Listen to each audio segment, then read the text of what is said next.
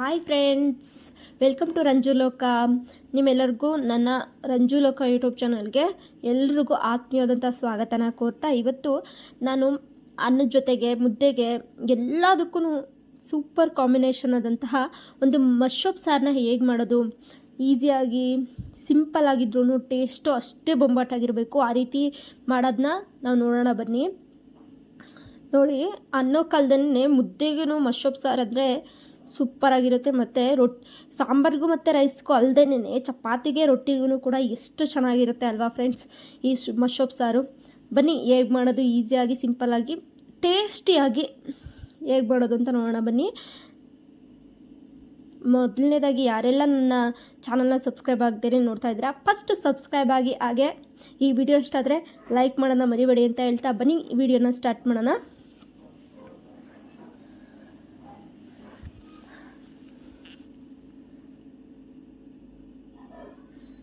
ನೋಡಿ, ರೈಸ್ ಜೊತೆ ಅಂತೂ ಸಾಂಬಾರು ಸಖತ್ತಾಗಿತ್ತು. ಬನ್ನಿ ಇಂಗ್ರೀಡಿಯೆಂಟ್ಸ್ ಏನು ಬೇಕು ನಮಗೆ. ಮೊದಲನೇದಾಗಿ ಈ ಸಾಂಬಾರನ್ನ ಮಾಡೋದಕ್ಕೆ ಪಾಲಕ್ ಸೊಪ್ಪು ಒಂದು 2 ಕಟ್ ಪಾಲಕ್ ಸೊಪ್ಪು ಮತ್ತು 1 ಕಟ್ಟು ಮೆಂತ್ಯ ಸೊಪ್ಪನ್ನ ತಗೊಂಡಿದ್ದೀವಿ. ಇಲ್ಲಿ ನಾವು ಮಶ್ರೂಮ್ನ ಮಾಡೋದಕ್ಕೆ ಸ್ವಲ್ಪ ಒಗ್ಗರಣೆಗೆ ಎಣ್ಣೆ ಮತ್ತು ಸಾಸಿವೆ, ಈರುಳ್ಳಿ ಮತ್ತು ಕರಿಬೇವು ಇಷ್ಟು ಒಗ್ಗರಣೆಗಾದರೆ ನಾವು ಸಾಂಬಾರಿಗೆ ಏನೇನು ಹಾಕ್ತೀವಿ, ಬೆಳ್ಳುಳ್ಳಿ ಮತ್ತು ಈರುಳ್ಳಿ, ಟೊಮೊಟೊ, ಹಸಿಮೆಣಸಿನ್ಕಾಯಿ ಮತ್ತು ಸ್ವಲ್ಪ ಹೆಸರುಬೇಳೆ ಮತ್ತು ತೊಗರಿಬೇಳೆನ ಈ ರೀತಿ ವಾಶ್ ಮಾಡಿಬಿಟ್ಟು ಒಂದು ಬಟ್ಲಲ್ಲಿ ಇಟ್ಕೊಂಡಿದ್ದೀನಿ. ಏನೇನು ಇಟ್ಕೊಂಡಿದ್ವಿ ಅದನ್ನೆಲ್ಲ ಈಗ ಪಾಲಕ್ ಸೊಪ್ಪು ಮತ್ತು ಪಾಲಕ್ ಸೊಪ್ಪು 2 ಮತ್ತು ಒಂದು ಮೆಂತ್ಯ ಸೊಪ್ಪನ್ನ ಹಾಕ್ಬಿಟ್ಟು ಇಷ್ಟು 2 ಸೊಪ್ಪು ಹಾಕ್ಬಿಟ್ಟು ಹೇಗೆ ಮಶ್ರೂಮ್ ಮಾಡೋದು ಅನ್ನೋದು ತೋರಿಸ್ಕೊಡ್ತಾ ಇದ್ದೀನಿ ನೋಡಿ. ನಾವೇನು ಹೆಸರುಬೇಳೆ ಮತ್ತು ತೊಗರಿಬೇಳೆನ ತೊಗೊಂಡಿದ್ವಿ ಅದನ್ನು ನೀಟಾಗಿ ವಾಶ್ ಮಾಡಿಬಿಟ್ಟು ಒಂದು ಬಟ್ಲು 2ರಿಂದ ಸ್ವಲ್ಪ ಇಷ್ಟನ್ನು ತೊಗೊಂಡಿದ್ದೀವಿ. ಮತ್ತು ಬೆಳ್ಳುಳ್ಳಿ ಒಂದು 10 ಬೆಳ್ಳುಳ್ಳಿನ ಹಾಕ್ತಾಯಿದ್ದೀವಿ. ಮತ್ತು ಹಸಿಮೆಣ್ಸಿನ್ಕಾಯಿ ಈ ರೀತಿ ಖಾರಕ್ಕೆ ಎಷ್ಟು ಬೇಕು ಅಷ್ಟನ್ನ ಹಾಕ್ಕೊಳ್ಳಿ ಫ್ರೆಂಡ್ಸ್. ಮತ್ತು ಟೊಮೊಟೊ ಒಂದು 2 ಟೊಮೊಟೊನ, ಹುಳಿ ಟೊಮೊಟೊನ ಹಾಕತ್ತಾ ಇದ್ದೀವಿ.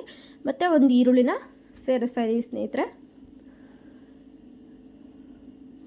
ಮತ್ತು ಜೀರಿಗೆ,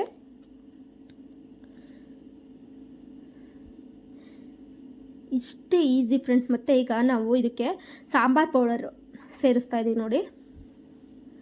ಒಂದು 2 ಸ್ಪೂನಷ್ಟು ಸಾಂಬಾರು ಪೌಡ್ರನ್ನ ಸೇರಿಸ್ಬೇಕಾಗುತ್ತೆ. ಇದೆಲ್ಲದನ್ನು ನಾವು ಒಟ್ಟಿಗೆ ಸೇರಿಸ್ಬಿಟ್ಟು ಮತ್ತು ಗ್ಯಾಸ್ನ ಕಚ್ಬಿಟ್ಟು ನೋಡಿ ಇಡ್ತಾಯಿದ್ದೀನಿ. ನೀರು ನಮಗೆ ಸಾಂಬಾರು ಕನ್ಸಿಸ್ಟೆನ್ಸಿ ಎಷ್ಟು ಬೇಕು ಇಷ್ಟು ಬೇಯೋದಕ್ಕೆ, ಬೇಳೆ ಬೇಯೋದಕ್ಕೆ ನಮಗೆ ನೀರು ಎಷ್ಟು ಬೇಕಾಗುತ್ತೆ ನಾವಿಲ್ಲಿ ಹಾಕೋಬೇಕಾಗುತ್ತೆ. ಮತ್ತು ಇದಕ್ಕೆ ಸ್ವಲ್ಪ ಕಾಯಿ ತುರಿನ ಸೇರಿಸ್ತಾ ಇದ್ದೀವಿ, ತೆಂಗಿನಕಾಯಿ ತುರಿನ ಇದು ಸೇರಿಸ್ತಾ ಇದ್ದೀವಿ ನೋಡಿ. ಒಂದು ಸಣ್ಣ ಬಟ್ಲಷ್ಟು ಕಾಯಿ ತುರಿನ ಸೇರಿಸ್ಬಿಟ್ಟು ನೋಡಿ ಕುಕ್ಕರ್ನ ಮುಚ್ಚಿಬಿಟ್ಟು ಒಂದು 5 ವಿಷಲ್ನ ಹೊಡ್ಕೋಬೇಕಾಗುತ್ತೆ. ಈ ರೀತಿ ಮಸ್ಕೊಳೋ ಥರ ನಾವು ಬೇಯಿಸ್ಕೋಬೇಕು. ಒಂದು 5 ವಿಷಲ್ ಹೊಡ್ಸ್ಕೊಳ್ಳೋಣ ಫ್ರೆಂಡ್ಸ್. ಈ ರೀತಿ ಹೊಡ್ಸ್ಕೊಂಡು ಆದಮೇಲೆ ನೋಡಿ, ಈ ರೀತಿ ಮಸ್ಕೊಂಡು ನಾವು ಒಂದು ಕಡೆ ಇಟ್ಕೊಂಡು ಈ ರೀತಿ ಒಗ್ಗರಣೆ ಹಾಕೋಬೇಕಾಗುತ್ತೆ. ನಾನು ಹೇಳಿದ್ನಲ್ಲ, ಈಗ ನಾವು ಫಸ್ಟ್ ಏನು ಒಗ್ಗರಣೆ ಹಾಕಿರಲ್ಲ, ನಾವು ಅಷ್ಟನ್ನು ಬೇಯಿಸಿರ್ತೀವಿ. ಅದಕ್ಕೆ ಉಪ್ಪು ಏನು ಸೇರಿಸ್ಬಾರ್ದು ಸ್ನೇಹಿತರೆ, ಬೇಳೆ ಏನು ಬೇಯಲ್ಲ. ಮೊದಲನೇದಾಗಿ ಉಪ್ಪು ಹಾಕ್ತಾನೆ ನಾವು ಬೇಳೆ ಮತ್ತು ಅದೇನು ಪದಾರ್ಥಗಳನ್ನ ಬೇಯಿಸ್ಕೊಂಡು ಆದಮೇಲೆ ನಾವು ಒಗ್ಗರಣೆ ಹಾಕೋಬೇಕಾಗುತ್ತೆ. ಈಗ ಒಗ್ಗರಣೆಗೆ ಒಂದು ಎಣ್ಣೆ ಕಾಯ್ಲಿಕ್ಕೆ ಇಟ್ಟಿದ್ದೀನಿ. ಅದಕ್ಕೆ ಸಾಸಿವೆ, ಈರುಳ್ಳಿ ಮತ್ತು ಸ್ವಲ್ಪ ಕರಿಬೇವು ಇಷ್ಟನ್ನು ಹಾಕಿ ನಾವು ಒಗ್ಗರಣೆ ಮಾಡ್ಕೋಬೇಕಾಗುತ್ತೆ ಸ್ನೇಹಿತರೆ.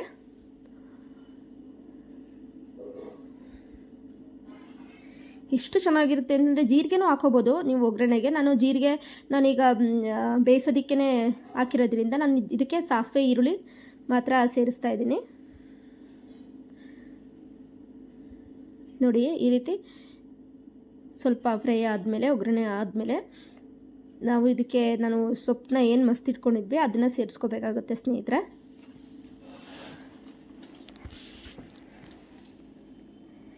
ನೀಟಾಗಿ ಸ್ವಲ್ಪ ಈರುಳ್ಳಿ ಎಲ್ಲ ಫ್ರೈ ಆಗೋವರೆಗೂ ನಾವು ಫ್ರೈ ಮಾಡ್ಕೊಳ್ಳೋಣ.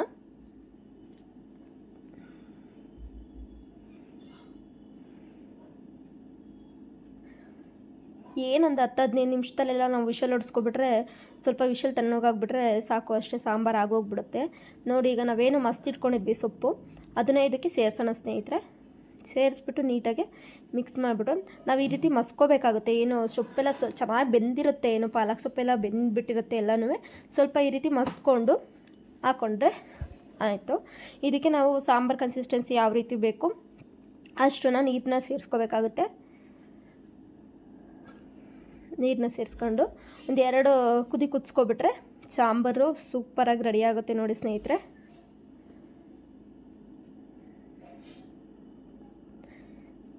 ನೋಡಿ ಇಲ್ಲಿ ನೀರನ್ನ ಎಷ್ಟು ಬೇಕಾಗುತ್ತೆ ನಮಗೆ ಸಾಂಬಾರು ಕನ್ಸಿಸ್ಟೆನ್ಸಿ ಸ್ವಲ್ಪ ತೆಳ್ಳಗೆ ಬೇಕೋ ಅಥವಾ ಸ್ವಲ್ಪ ಗಟ್ಟಿಯಾಗಿ ಬೇಕೋ. ಚಪಾತಿಗೆ ರೊಟ್ಟಿಗೆಲ್ಲ ಸ್ವಲ್ಪ ಗಟ್ಟಿನೇ ಚಪಾತಿ ರೊಟ್ಟಿಗೆ ಸೊಪ್ಪನ್ನ ಯೂಸ್ ಮಾಡ್ತೀವಿ, ತಿಂತೀವಿ ಜೊತೆ ತಿಂತೀವಿ ಅನ್ನೋದಾದರೆ ನಾವು ಸ್ವಲ್ಪ ಗಟ್ಟಿಗೆ ಮಾಡ್ಕೋಬೇಕಾಗುತ್ತೆ. ಅನ್ನಕ್ಕೆ ಮುದ್ದೆಗೆ ಆದರೆ ಸ್ವಲ್ಪ ತೆಳು ಮಾಡ್ಕೋಬೇಕಾಗುತ್ತೆ. ತೀರಾ ತೆಳು ಮಾಡ್ಕೊಂಡು ಹೋಗ್ಕೋಬಾರ್ದು. ಈ ಸಾಂಬಾರನ್ನ ಮೀಡಿಯಮ್ ಕನ್ಸಿಸ್ಟೆನ್ಸಿ ಮಾಡ್ಕೋಬೇಕಾಗುತ್ತೆ. ನೋಡಿ ಸ್ವಲ್ಪ ಗಟ್ಟಿ ಅನಿಸ್ತು, ನಾನು ನೀರು ಹಾಕ್ಕೊಂಡಿದ್ದೀನಿ. ಈಗ ರುಚಿಗೆ ತಕ್ಕಷ್ಟು ಉಪ್ಪನ್ನ ಸೇರಿಸ್ಬೇಕಾಗುತ್ತೆ ಸ್ನೇಹಿತರೆ. ನಾವು ಮೊದಲು ಸೊಪ್ಪೆಲ್ಲ ಬೇಯಿಸುವಾಗ ನಾವು ಉಪ್ಪೇನೂ ಬಳಸಿಲ್ಲ. ಈಗ ನಾವು ಉಪ್ಪನ್ನ ಹಾಕ್ತಾಯಿದ್ದೀವಿ. ನೋಡಿ ಸಾಂಬಾರಿಗೆ ಎಷ್ಟು ನೀವು ಮಾಡ್ತಿರ್ತೀರ ಅದ್ರ ಮೇಲೆ ನೀವು ರುಚಿಗೆ ತಕ್ಕಷ್ಟು ಉಪ್ಪನ್ನ ಹಾಕೋಬಿಟ್ಟು ಈ ರೀತಿ ಒಂದು 2 ಕುದಿ ಕುದಿಸಿದ್ರೆ ಒಂದು 5 ನಿಮಿಷ ಈ ರೀತಿ ಕುದಿಸ್ಬಿಟ್ರೆ ಸಾಂಬಾರು ರೆಡಿ ಆಗುತ್ತೆ ಸ್ನೇಹಿತರೆ. ಇಷ್ಟೇ ಸಿಂಪಲ್, ಅಷ್ಟೇ ರುಚಿ ಇರುತ್ತೆ. ಸೊಪ್ಪಂತೂ ನಿಮಗೆ ಗೊತ್ತೇ ಇದೆ, ವಿಟಮಿನ್ಸು ಕ್ಯಾಲ್ಶಿಯಮ್ಸ್ ಎಲ್ಲ ಸೊಪ್ಪಲ್ಲಿ ಇದ್ದೇ ಇರುತ್ತೆ. ಸೊ ಇದನ್ನು ನಮ್ಮ ಮನೇಲಿ ಸಾಂಬಾರಾಗಿ ಮಾಡಿ ಊಟ ಮಾಡಿದ್ರೆ ಸೊ ನಮಗೂ ಹೆಲ್ದಿಯಾಗೂ ಇರುತ್ತೆ, ಟೇಸ್ಟಿಯಾಗೂ ಇರುತ್ತೆ. ಈಸಿಯಾಗಿ ಒಂದು 10-15 ನಿಮಿಷದಲ್ಲೆಲ್ಲ ನಾವು ಬೇಗ ಸಾಂಬಾರನ್ನ ಮಾಡ್ಕೊಬಿಡ್ಬೋದು. ನೋಡಿದ್ರಲ್ಲ ಸ್ನೇಹಿತರೆ, ಇವತ್ತಿನ ರೆಸಿಪಿ ಹೇಗಿತ್ತು ಅಂತೇಳಿ ಪ್ಲೀಸ್ ಕಮೆಂಟ್ ಮಾಡೋದನ್ನ ಮರಿಬೇಡಿ.